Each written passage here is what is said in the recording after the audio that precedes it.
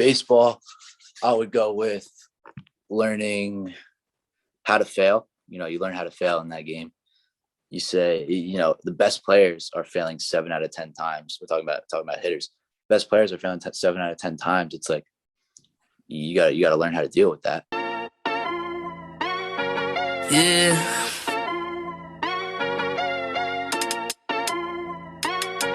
Yeah. Look at me. Bench Mob, they're speaking the facts that you wanna hear. Their rep jersey, the vision is clear. Diamonds glisten like a chandelier. You know what I'm here for, like Marshawn Lynch. At clutch time, we do not flinch. Real brothers, we do not switch. Hit home runs with the right pitch. Who run the city? What to do when they hating on you? I feel like Kobe 2010. Taking an L, all I need is a win. Business is business, you know how they go. They glare the seats, now it's time to grow. Tuning now, gotta be in the know. Showtime, bitch, my about to blow. I ain't seen till now. But I was really trying to tell you.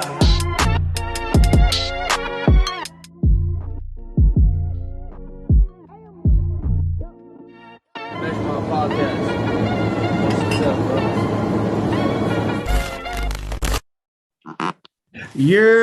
Welcome back to another episode of the Bench Mob Ent. We have a special guest on tonight, Brian. How do you say your last name? I don't want to butcher your last name. It's pronounced Bienus, so Bienus. Bienus. Brian Bienus is on the show tonight. How are you doing tonight? Doing good. Just chilling recently. So how you doing? I'm good. No complaints on my end. Before we even get into it, most recently, congratulations. I saw new Northwest Jersey Athletic Conference first team for baseball. How did you feel being named on the first team for baseball with the coaches, which is, from what I've researched, the coaches in the whole division selected you as a first team member? Yeah, so basically the coaches, they have an end of the year meeting, and you play in baseball, you play all the teams in your conference, you play them all twice, so they get a good look at you. And the coaches get together at the end and have a meeting, and they create a first team. It's probably 15 players. Feels good. I think that was my second year in a row getting it first team. So it's a good honor. It's a cool honor, and I'm glad I got it. We had some other kids. We had our best pitcher, Connor. He got first team. And then we had a few kids get second team and honorable mention. So yeah, it was good. It was a good season. Yeah, it sounds like it. From all the research I was doing, it was actually a good season. You're actually going to be playing college ball. So obviously you're doing something right while you're there. For you, when did this love for sports in general start? Because for the listeners, this man played baseball, football, and wrestled. And I won't be surprised if you did a little soccer and basketball here and there. So where did your love for sports in general start? Yeah, it started at a really early age. I started wrestling when I was 5 years old. I started playing baseball at 5, flag football around there. I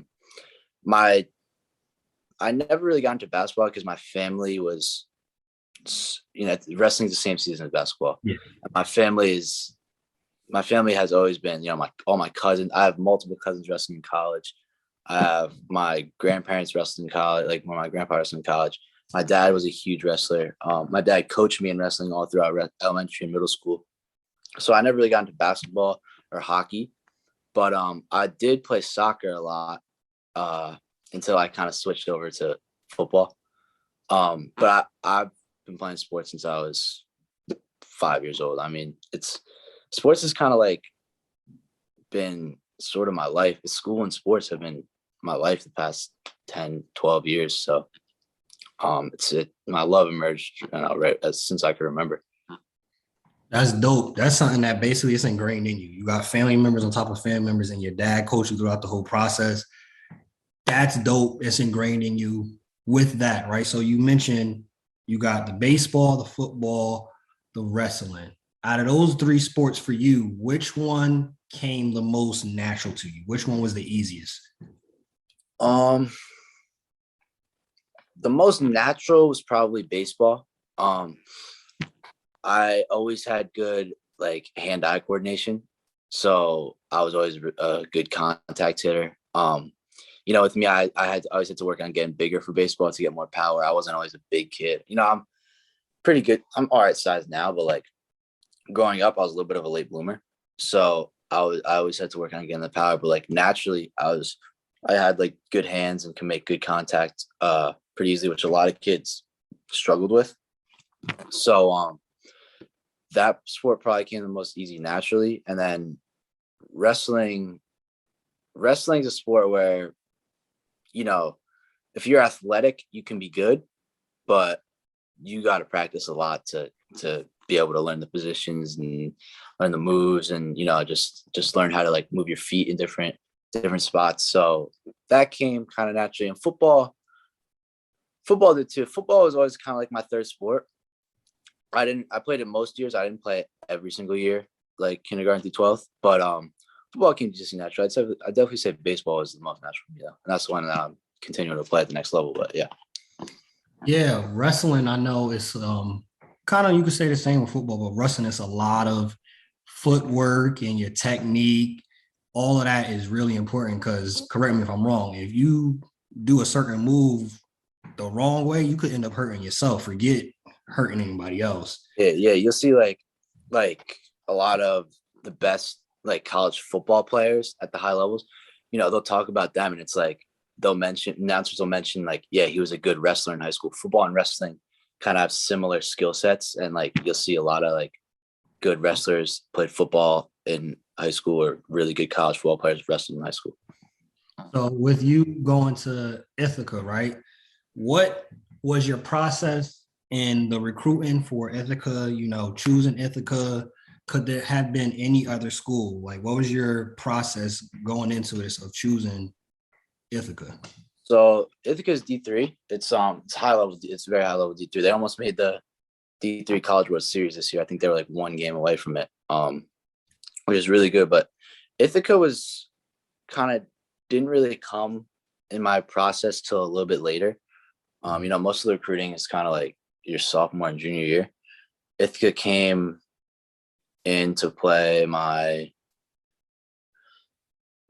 this past summer, like a year ago. So like a year ago, after my junior year into my senior year is kind of when I first got in contact with them. And then I went to a camp over at Ithaca, and I wasn't really like thinking much of the school when I was like, signed up for the camp and was going over there, was just in contact with the coach. But then I went there, and like the coaches were really good. I met some of the players. They were like really nice. They were showing me around, and the campus was like I would not have thought that it would have this kind of campus. And like the baseball field and the football field are both like right in the middle of campus, where a lot of other schools that I was looking at, the baseball field was 5-10 minutes off campus, which is, it's nice to like live right next to where you're practicing and playing all the time. Yeah. So that was a big part of it. And, Cornell is 2 miles away. Literally, Cornell's 2 miles away. So it's not like you're going to this D3 school and it's like, it feels like you're in high school again with there being 2,000 kids, 3,000 kids. Ithaca's a little bit bigger, has like 5,000-6,000 kids, but then you add on Cornell, and the town of Ithaca feels like a college town of 20,000, 25,000 kids. So that was a big part too. And I had other schools that I was considering a lot. I was considering Villanova a lot. I was kind of between Ithaca and Villanova for a little bit, but like the deal that I got with Ithaca was a lot better. And I was kind of thinking to myself, like, if I go to Villanova and play, it's like baseball is going to be my life, my job for the next 4 or 5 years. If I go to Ithaca, it's still going to be like the biggest part of my life, one of the biggest parts of my life, but it might not take over my life, So that was kind of my D3, D1 decision, which one I wanted to go to. I didn't really talk to any D2s. I mean, I looked at some. I didn't really get in contact with any, but yeah, that was the big picture of kind of my recruiting process. So you mentioned with D1 Villanova, it would be your job. It might overtake everything that you do. You going to Ithaca, it's still very important, but it's not overtaken. So with you, it sounds like education is a huge factor in your process and when you're going to school, what you decide to do in life. So with that being the case, how do you balance your love for the sport education, but also trying to actually have a life outside of sports, outside of school? Yeah, it's hard. I've definitely had to give up like a little bit of my social life for, my senior year playing 3 sports. It was a lot. Like, in between seasons, I didn't even really get that much time. So I had to give up a little bit of my social life. I've had to, and I know I will have to, in college. But overall, through high school, balancing my schoolwork and with my sports, I mean, I will say if I didn't play all the sports I did, I would have a little bit better grades. But like, I wouldn't trade not playing sports to just have a little bit better grades. I did I did all the homework I could do. I studied. What I did do was like, I would get a lot of extra help from teachers. So like I would go during lunch or during like this tag block we have where it was like 40 minutes of kind of like study period, other than your study hall. So like I would see teachers then, get help with like labs, get help with, tests coming up. So that was big for me. And just like working with my classmates a lot, because a lot of my classmates, they're able to help you a lot. So I would use them to my advantage and, would study with them, do work in class with them. So that was big too. So with that, the one big part of me also, I don't think I mentioned this, was picking Ithaca has a really good like physical therapy, medicine. They have a really good program for that. Villanova is like a really low acceptance rate school, a really good school overall. But if I went there, I would have kind of had to take a less direct path if I wanted to do that major. And I would have maybe even chose business, which was not really my first choice. So the major choices was also a factor in my decision. that's a huge factor because you don't want to basically feel like you wasted time taking a major that you just took it because, hey, this is D1 to go play baseball here. With that, being the case too. So do you have actually any aspirations to possibly go pro, or are you using baseball as a tool to get the education and get that degree to go start the next part of your life? I mean, to be honest, if the opportunity to go as pro is there, I mean, I'm gonna take it. I mean, I'm not gonna like deny that, but a big part of me playing a sport in college was, for the love of the game, but it was also because, being on a team is like more than just for the sport. It's being connected with a group of guys that that can be your social network. I didn't want to go. I'm going to college, and I kind of already have a network of kids that I'm close with. And it's just being part of a team is something special in itself. So that was a big part of my decision. But I would say, it's half love of the game. But if I did get the opportunity to go pro, I mean, I wouldn't deny that. I mean, I think almost anyone would take it. For you gotten good. A lot of people, which in all sports, it's hard to actually then go from high school to actually playing collegiate sports. For you, what did it look like for you to get better at baseball? How did you train? How did you perfect your craft? So, give one big shout out to my coach, P. Zacalilla. He was my club coach from maybe eighth grade to basically my senior year. And he actually got the job at the high school to be my high school coach, my junior and senior year. So he was kind of like throughout the whole recruiting process and throughout my whole like high school baseball career, he was definitely like my biggest like role model. Kind of he played in the pros, he played in the majors for a year. He was a minor leaguer for a long time, and he's like really experienced with the game. Like baseball is kind of like his life. So he helped me, a lot with my hitting, kind of bring my hitting from just going up to the plate and like just seeing the ball and just swinging at the ball and he changed me to kind of like have an approach. So like work counts is what I worked on a lot with him throughout high school. Seeing your pitch, and like even if the first pitch of the at bat might be a strike, maybe you don't want to swing at it because you might just get yourself out. It's not your pitch. Taught me how to 2-strike hit. So throughout high school, it's not been as much working on like the mechanics of my swing. Mm-hmm. It's been more about my mental approach and like how to hit in certain situations. What pitches you want to swing at in certain situations, and like just having an approach at the plate to do damage instead of just going up there, seeing the first pitch that you can hit and swinging at it. So that was throughout high school my biggest thing that I had to work on in baseball. I saw you play multiple positions. What was your favorite position to play? Probably third base. Third base was my position throughout Little League. Like that was what I played probably like since I was like 8 until I was like 13. And then most of the teams I played on, I was always a pretty versatile player. So like most of the teams I played on, I kind of like had a lot of infielders and not many outfielders. So they kind of needed outfielders, and they knew I could play a lot of positions. So they kind of moved me out to the outfield. So then from like probably 8th grade to my junior year, I mostly played the outfield. And I was kind of getting recruited as an outfielder. I was kind of getting recruited as utility. But this past year, my senior year, I played mostly. I was our third baseman, and I pitched too, but I was mainly third base, and it's definitely my favorite position. I mean, the outfield is good. You catch fly balls, but it's not much action.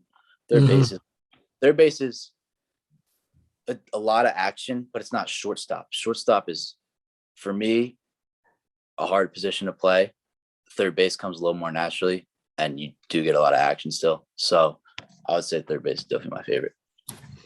Yeah, I know being in the outfield, other players we've talked to, it's a lot to try to stay locked in and stay focused because especially if you got a good pitcher, you might not see a ball at all for 6-7 innings. When I played club my sophomore and junior year in the summer, on my team was this kid, Jack Finley. And Jack Finley is, I don't know if you know much about the College World Series that's going on right now. It's that's going on right now. And Notre Dame was in it. They just got eliminated, I think, yesterday. And so Jack was on my team my sophomore and junior year in the summer. And he was like our best pitcher. He would pitch like at least once a week, maybe even more. And when he would pitch, I would be in the outfield, and he plays at Notre Dame now. He was dominating the competition, and so I would basically be out there just standing there for 6-7 innings, and he would be striking everyone out. And it's sometimes hard to stay locked in, but it's whatever, get to hit. Yeah, for that, right? You mentioned third base is where you naturally was at.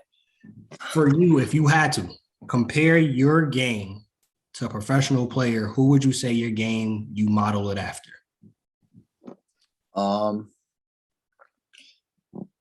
Well, I haven't really thought about it that much, but I'm a Mets fan, and I would say Jeff McNeil. I don't know if you know him. Do you know Jeff McNeil? There's one of my co-hosts is a diehard Mets fan, so by default, I know exactly who you're talking about. Jeff McNeil. So he's like kind of a hitter. He's a lefty like me. I'm a lefty hitter. He's a lefty hitter. He throws righty. I throw righty. He plays a lot of positions, and I'll play a lot of positions. He usually doesn't strike out much. I usually don't strike out much. And he when he hits, he uses all fields. He'll hit to left field, center field, right field. He's got a little power. I have a little power, and I think watching him he's like a guy that I really want to be like, and who I think I kind of model my game after. For you, going through this process, you've been playing since 5 years old, all the way up to senior year. Now you're going into college. You'll be playing in college. What or who motivates you and inspires you to keep going? Oh, my parents, definitely. Baseball, baseball's always been my first love, and I would say that baseball, I've never really had a problem like sticking with the game, having, contemplating, should I still do this? It's always been like, yeah, I just want to play. And so my parents have, just more like they've supported me in all my baseball career. They've never put so much pressure on me. It's kind of more, they keep it more like, baseball is a game that you play for fun. It's always been a game you play for fun.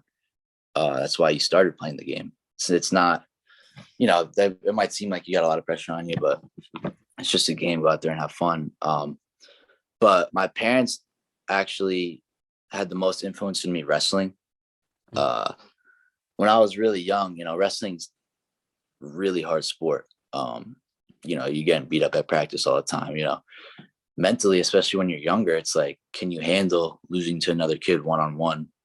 And like mentally, can you handle that? Mm-hmm. My parents kind of kept me going with wrestling. They knew that it might not be my favorite sport, but it's something that would really benefit me throughout my life. And, they say once a wrestler, always a wrestler. It makes you better at everything else you do in life. And so my parents I had moments from probably when I was like 5 to 12 years old where I was really considering quitting wrestling, but they kept me to it, and I ended up sticking with it. And that was probably, to this point, the most important decision I've ever made. Sticking with wrestling, bro.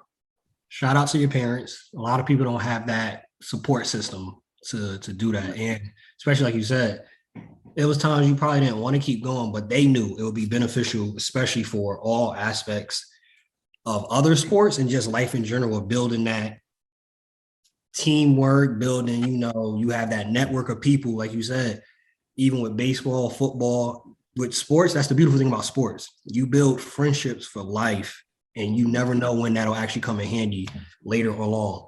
For Brian, what does Brian do for enjoyment outside of sports and school? I play some video games. I used to play a little bit more. I do play a little bit now still. And I usually will play. Well, I played Fortnite for a while when that was really popular. But I'll play, I play a lot of Madden. Madden's probably my favorite game. It's still a sport game, but, and I actually, the last few years, I've really gotten into golf. Golf is still a sport, but it's more of a hobby, I'd say. My dad's into golf. My brother, who's a sophomore, is actually on the golf team. Right. So he wrestles, and then in the spring he plays golf. And he's gotten really good. So I play with him a lot. A lot of my friends have started to play. So, I'll go out once a week or twice a week and play with them and play with my dad sometimes. So that's probably my favorite hobby now. I also fish sometimes. I haven't been able to do that as much this summer, but fishing is also a hobby that I do. Hey, we still got a whole 2 months left, so I'm sure you'll get that fishing in for sure. Transition. I'm going down to Outer Banks this summer too, so probably gonna do a big trip there. You'll definitely get it in going to the Outer Banks. You definitely get your fishing in there. Transition into With the Quickness segment, some rapid fire questions for you to answer. Start off with a real easy one. What's your go-to meal? My go-to meal. If I'm at like a restaurant, I think my go-to meal is a cheesesteak. I mean, I would say, chicken, like chicken wings or something like that. Fried chicken I like a lot. But honestly, I think a cheesesteak is probably my favorite food. It's became my favorite food the past few years. I always liked chicken more, but I've liked cheesesteaks now. I add a little bit of like hot peppers, a little bit of maybe Chipotle sauce somewhere, and that's probably my favorite food. Can't knock you on that. Cheesesteaks, I'm rocking with that. On game day, what is on your musical rotation? What are you listening to? So depends on the sport, but I listen to a variety of music. So I listen to, rap, hip hop, but I also listen to, with wrestling, techno. So like So like in the room for warm ups before we will go and we'll warm up to a lot of techno. But I'm not. I'll listen to a little country. I'm not too big into it. With baseball is the only time I'll do that. A lot of people with baseball are big into country. And I will listen to that sometimes, but I'm not too big into that. I'll listen to like, I don't know if you know, like the Lumineers, Heard of them. like music like that, which is a little bit of like it's definitely not rock. It's not rock at all, but like, I don't even know what the genre would be called. But I'll listen to that more in my free time, not really before games. Before games, my favorite rap right now is probably Lil Baby. I like him a lot. I obviously like Drake. What else can I think of? I've always like Gunna a little bit. I know there's controversy with him right now, but like I've always liked Gunna's music. But yeah, that's basically it. Lil Baby's definitely number one right now. Complete sidebar. This was not on my list of questions. What did you think of Drake's most recent album, Honestly Nevermind? Are you a fan of it? I like a few songs. I actually just listened to it before this. I like what's the one with 21 Savage, like Jimmy Cooks or something. Yeah. That's definitely my favorite one. I like Sticky, Jimmy Cooks, and Tex Go Green. Okay.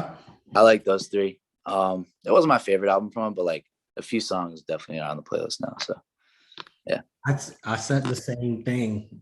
Wasn't one of my favorite Drake albums, but I see what he was doing. Yeah. What was your favorite song? What was your favorite song?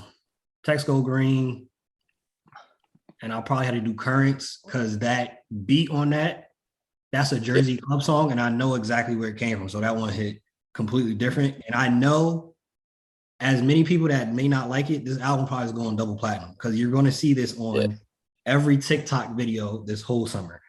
Every single TikTok video.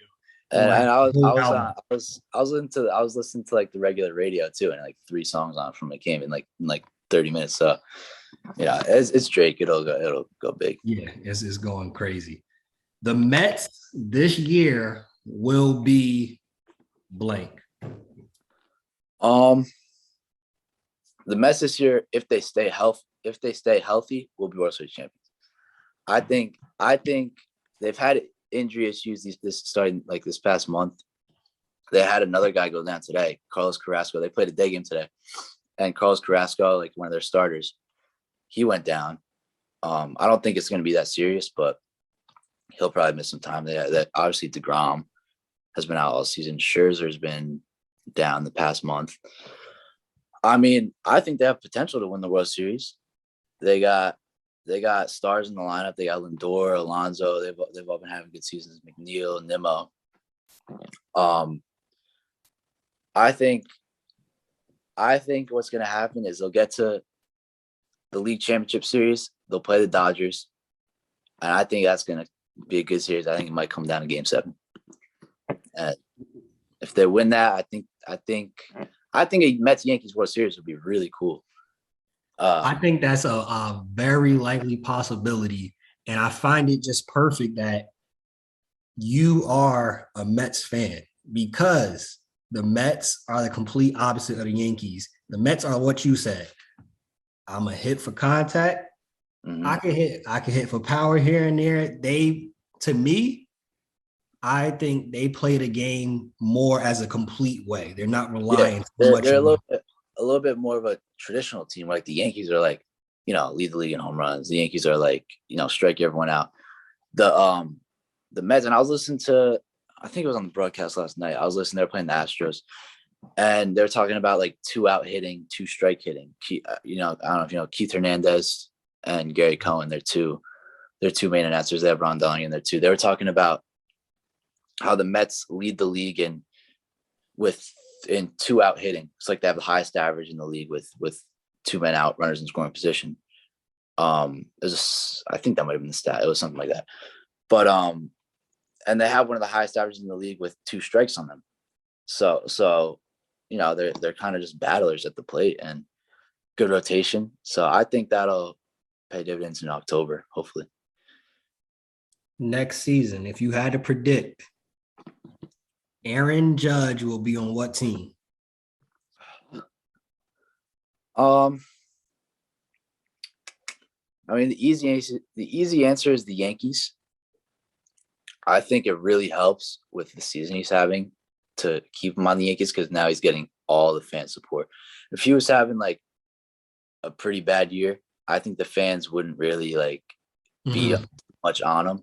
The New York fans wouldn't be too much on him about coming back. But now I think it's going to be tough for him to leave New York. I think he's going to be tough. I think I could see him. I can't really see him on the Dodgers. I don't think he'd go to a small market team. I think it'd be somewhere big. Maybe like I can't see him going to Boston or anything. I think the Yankees. Would you, if the opportunity you found out, you at home, you at work, and you see it come across your phone that Judge is considering going to the Mets, would you want Aaron Judge on the Mets? I mean, I definitely wouldn't mind it. I mean, all right, yes, I would want him on the Mets, but honestly, like for me, a team being like just in general, a team being homegrown instead of bought is something that I would like. But I certainly wouldn't say no, Andrew. Like, not don't even think about signing him. But I would say that like I'll root for a team harder, in any sport, NBA, NFL, if they're getting players from the draft and from the minor leagues and bringing them up and creating them into great players instead of a team like the Dodgers now who are literally just bought, or like the Yankees a little bit too, where it's like you're just handing out these huge contracts to all the free agents. And the Mets did that a little bit with Lindor and Scherzer, but a lot of their guys are homegrown, and I definitely like seeing that a little bit more. If you had to, right, rank these Mets from greatest to least greatest: Mike Piazza, David Wright, Dwight Gooden, Jacob deGrom.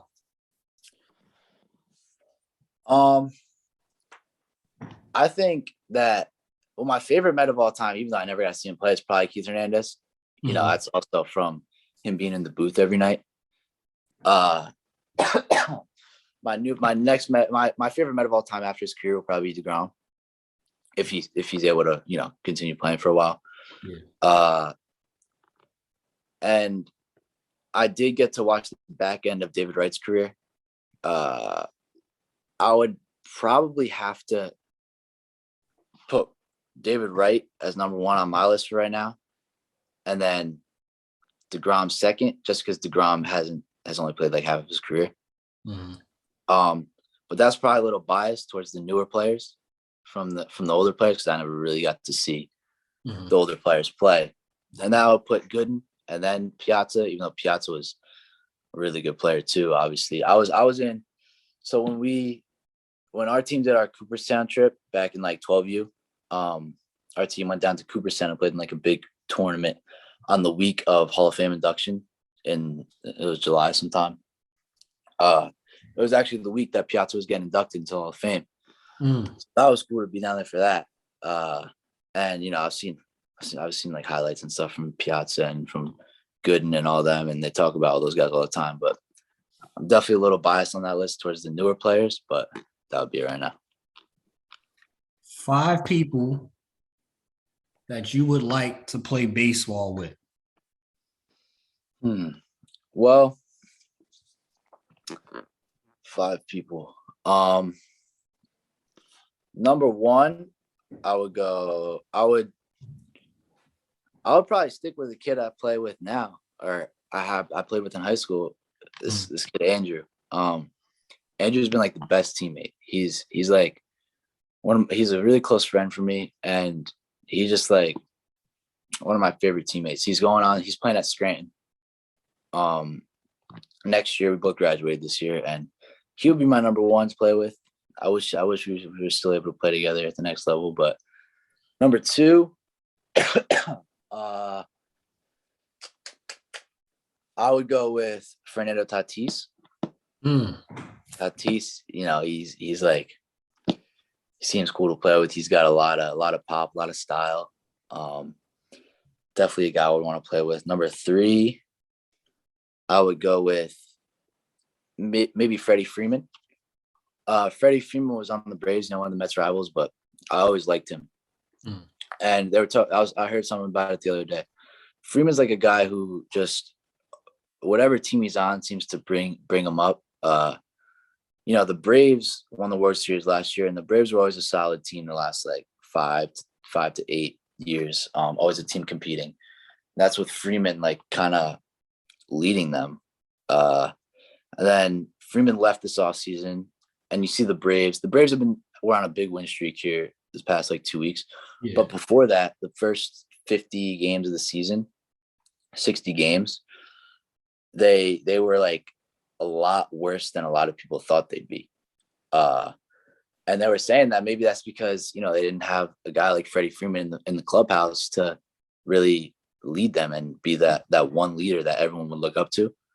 So I feel like he's a guy that I want to play with, from a leader, like being a leader's perspective. Number 4, I would maybe go Pete Alonso. Just because he's, seems fun to play with. Won the home run derby a few times. Just on my favorite team, And then number 5, maybe my dad. I mean, he's not a baseball player anymore or anything, but he played in high school. I think it would be cool to take the field with him. That'd definitely be dope for sure. Last question before we get you out of here. And again, we thank you for taking time out of your schedule to hop on the podcast with us. What is the best piece of advice that you've received? The best piece of advice? So to change the question a little bit, I would say maybe the best lessons I've learned is maybe a little bit easier for me to answer. And I'll name like some lessons that I've learned from all of my sports. So like football, I would say I've learned the importance of working with a team. Football is a very team-oriented game. Mm-hmm. Even as a receiver, you got to rely on your lineman. You got to rely on your quarterback. As a defender, you got to rely on, the rest of your defense to do the job. So football is very team-oriented, and I would say the importance of teamwork there. With baseball, I would go with learning how to fail. You learn how to fail in that game. You say, the best players are failing 7 out of 10 times. We're talking about hitters. Best players are failing 7 out of 10 times. It's like you got to learn how to deal with that. Only succeeding a little bit of the time. And then with wrestling's definitely been what I've learned the most from. I would say the biggest lesson is maybe learning to like find the bright spots in something that you might not want to do every day. Something that, our wrestling team won a state championship this year.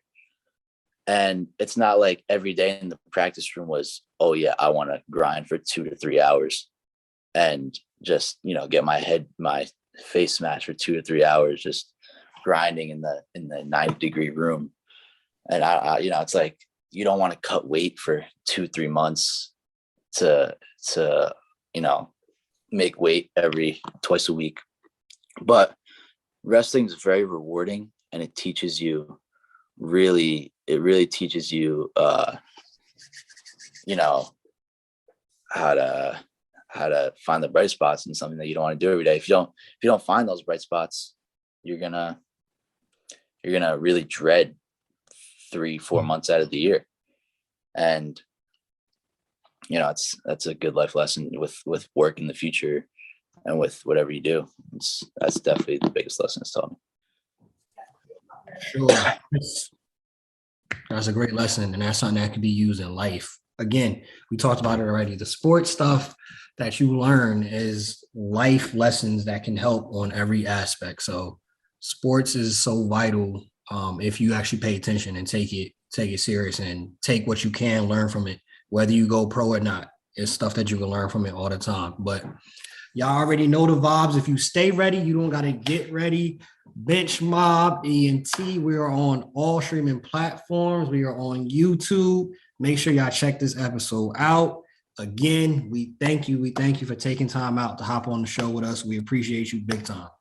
Yes, sir. Thank you. Hope I could be back one day. Oh, for sure. Definitely. We have to. Next time we gotta probably do it in person for sure.